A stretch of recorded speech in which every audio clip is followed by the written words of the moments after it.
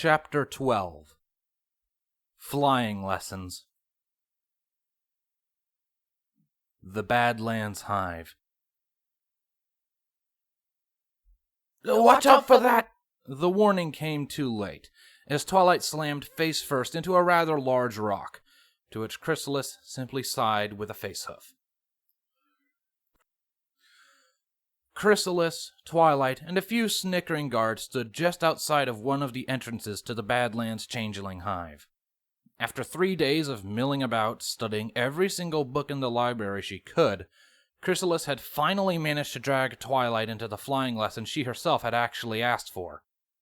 So far, the results were less than spectacular. Flailing your wings isn't going to get you anywhere. You need to be in sync. Unless, of course, you like the taste of sediment, Chrysalis said in frustration.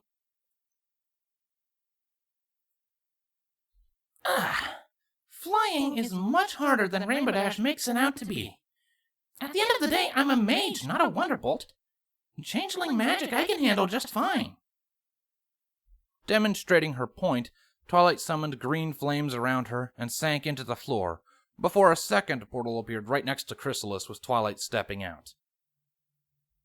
Wait, how did you learn that so quickly? Twilight glanced towards the starburst on her flank. Well, magic is kind of my thing. Yes? Well, it still needs some work. We burnt a few hairs. Chrysalis pointed at a few charred split ends in Twilight's mane. Maybe so, but it's still more successful than this flying business. You don't exactly have to be a Wonderbolt, but having a queen kill herself because of her shoddy flying skills would be a rather pathetic way for a hive to go out. Chrysalis groused. So I'm pathetic now? Twilight frowned at her. That's not what I said! A mixture of annoyance and fear crossed her face. Insulting her daughter was the last thing she wanted to do. Twilight sighed, relenting. Yeah, I know.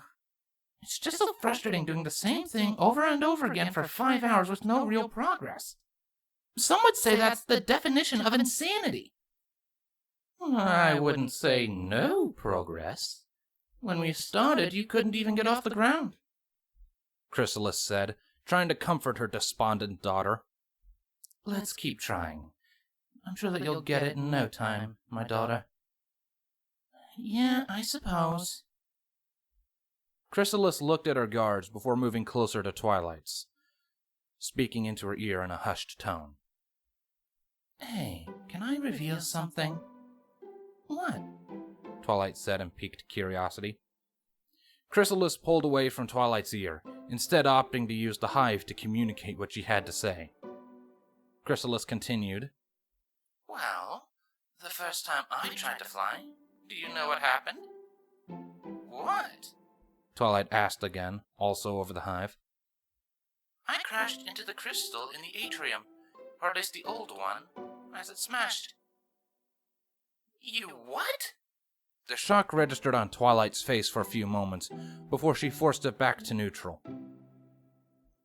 Yeah, I managed to break the whole thing. And myself. We were lucky we had a single reserve crystal for emergencies. The very one you saw there today.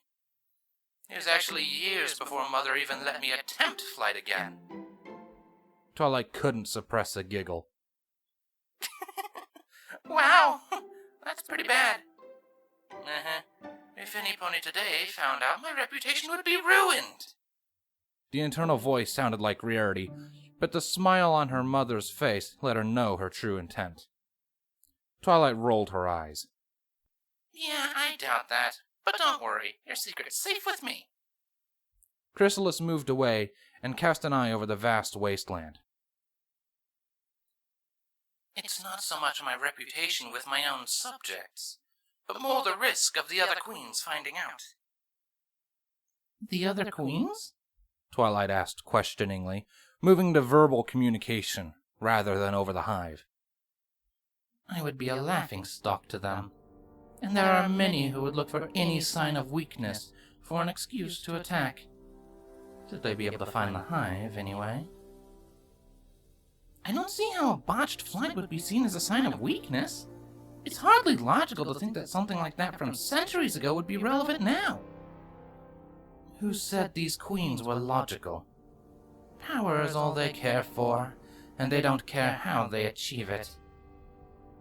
Twilight thought on that for a few seconds. Well, surely not all queens are like that. I mean, after spending time with you, I can see that you aren't. I'm not sure the equestrians would agree, but thank you. And no, not all queens are like that. Just a few, like Trudelis and the late Imperatrix. Most queens just like to keep to themselves, only having contact with the others at the council. We think it's best to distance ourselves from other queens, just in case they do something stupid. Like invade Canterlot?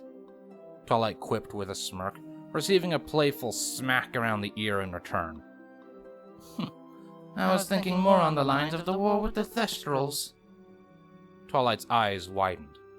Wait, what?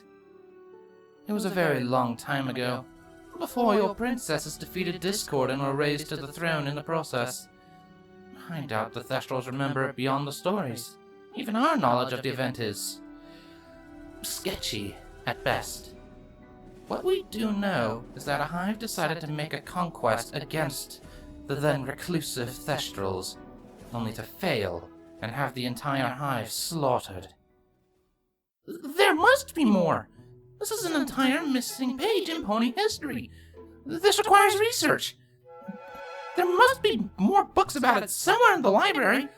Oh, no, you don't. I didn't drag you out here just so you could wander right back into that library again.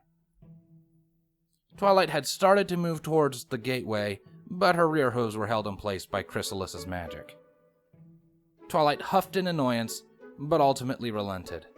After all, the library wasn't going anywhere. Oh, fine. But Mother, I will one day make you see the great value books have on this world. And I suppose there also might be information deep in the Canterlot Royal Archives, so I'll just have a peek when I visit my friends.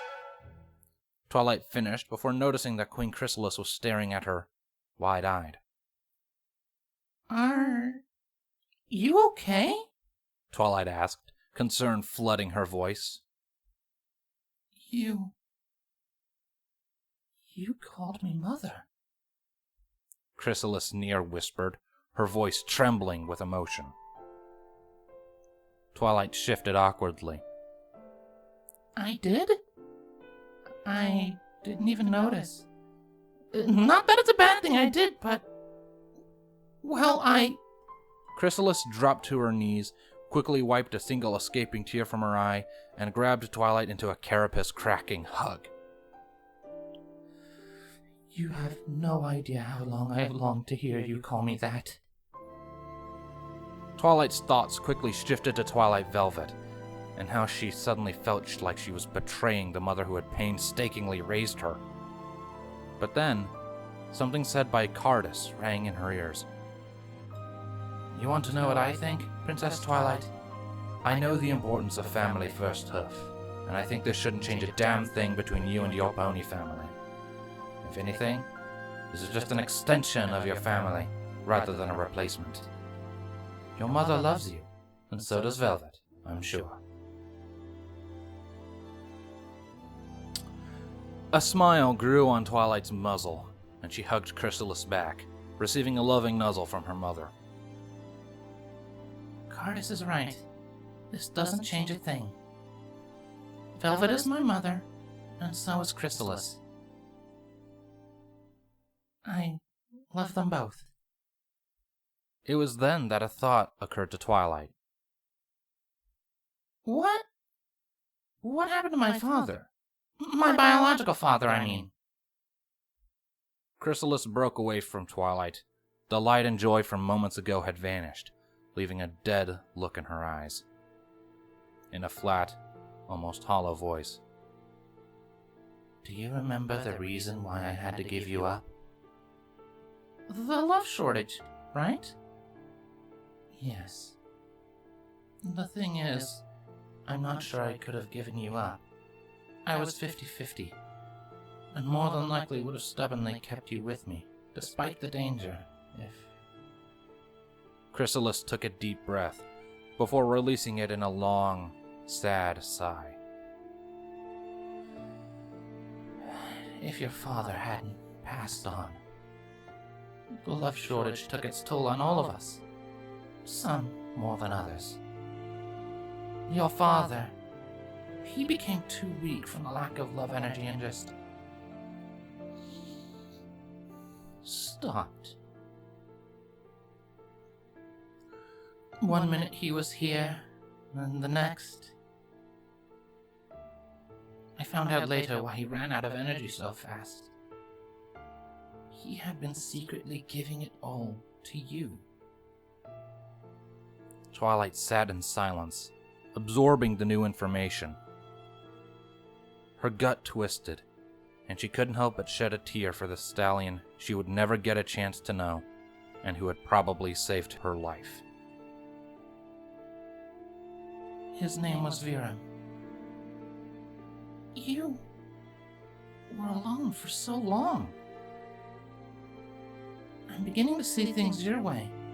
In terms of Canterlot, I believe. That still doesn't mean I approve, though, Twilight added quickly. Neither would I expect you to. But the thought of losing you again... Twilight looked away from her mother for a moment, going into deep thought over questions she had been asking herself since this started. I have pictures of him, if you'd like to see them. I would like that. Before either their conversation or the flying lessons could continue, a changeling guard ran up to the two royals and threw a salute. Your Highness, we've captured a small team of ponies tailing some of our drones. What? Both shouted at once, making the drones realize they probably should have informed them of the situation when it first emerged. Why didn't you inform us of this before? Chrysalis barked at the now fearful changeling. Never mind for now, Chrysalis growled. Have them taken to the holding cells, but don't place them in any. And have Cardus and his squad meet us there. Yes, Your Highness. The changeling saluted before running off. Twilight gave her mother a worried look. By holding cells, I assume you mean those green pod things? Yes. We adapted the pods in which we keep our young to hold prisoners. It's much more efficient than traditional means of detainment. Anyway, we should go. There might be some pony there whom you know, perhaps. Chrysalis began to move towards the hive's entrance. Twilight herself instantly had her suspicions as to who it was. Well, there is only one guard I can think of who would brave a desolate wasteland right after, say, his sister was taken. Twilight began following her mother towards the hive's entrance, both moving at a brisk pace. Oh, Shining. What trouble have you gotten yourself into this time?